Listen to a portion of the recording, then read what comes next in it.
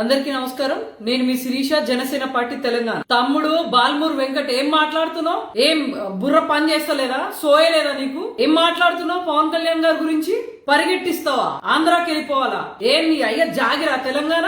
ఏంది ఏం మాట్లాడుతున్నావు? ఆయన గురించి ఇష్టం వచ్చినట్టు నోటికి ఎంత వస్తే అంత మాట్లాడుతున్నావు. తమ్ముడు గుర్తు పెట్టుకో, పవన్ కళ్యాణ్ గారు జోలికి వస్తే ఎవరైనా సరే మేము సహించేది లేదు, ఊరుకునేది లేదు. ఏం మాట్లాడుతున్నావు? పరిగెట్టిస్తావా? ఏది పరిగెట్టించుడు కాదు, కనీసం ఆయన దగ్గరికి రావాలనే ఆలోచన అన్న చేయి. నువ్వు జనసేన తెలంగాణలో ఉన్న మేము ఏం చేయగలుగుతాం చూపిస్తాం మీకు. ఏం నోటికి ఎంత వస్తే అంత మాట్లాడతావా? ఫ్యామిలీతో ఇక్కడి నుంచి వెళ్ళిపోవాలా? ఏం నీ అయ్యా జాగిరా వై తెలంగాణ?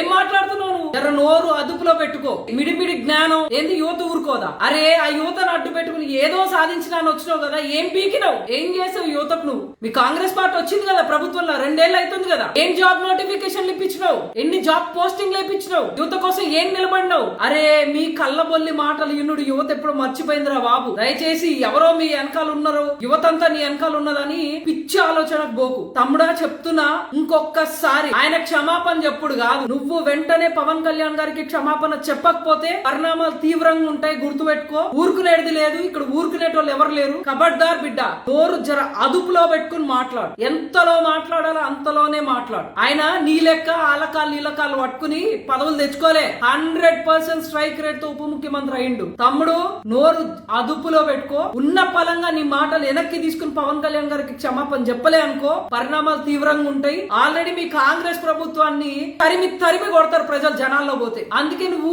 నీ నాయకులు ఎక్కడ ముఖాలు చూపించకుండా తిరుగుతురు. నీకు ధైర్యం ఉంటేరా అదే యువతకు చెప్తున్నావు కదా, యువతను అడ్డు పెట్టుకున్నావు కదా. ఎందుకు యువత పోస్టింగ్స్ ఇప్పించలేకపోయినా చెప్పు, బయటకు వచ్చి నిలబడి వాళ్ళ కోసం. అప్పుడు నీ దమ్ము, నీ ధైర్యం, నీ మాటలు చెప్పు. ఊకే మైక్ ఉంది కదా అని కథలు చెప్పకు.